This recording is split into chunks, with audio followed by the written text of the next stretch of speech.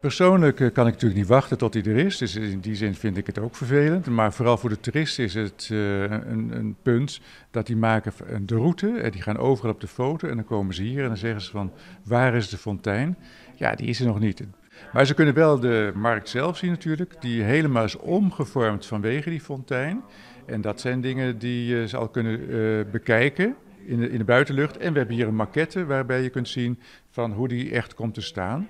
En een klein model van de fontein. Dus daar zullen ze het even mee moeten doen. De techniek is uitgedacht en we zijn nu aan het kijken van ja, wat kunnen we daar allemaal uithalen? Wat gebeurt er als we nevel toevoegt? Wat doet dat met het beeld?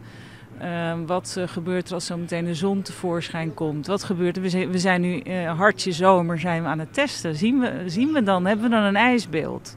En op welke manier kunnen we dat dan optimaal inzetten, zodat we het hele jaar door ook ijs krijgen op de fontein? Iedereen vindt het jammer, maar ze hebben er wel begrip voor als ze die uitleg krijgen hoe die hier komt, et cetera.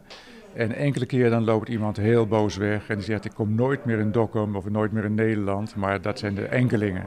Maar wanneer in 2018, dat kan ik nog niet zeggen, want hij moet gemaakt worden en het is echt een ingewikkelde vorm die ik heb bedacht. Dus dat komt nog.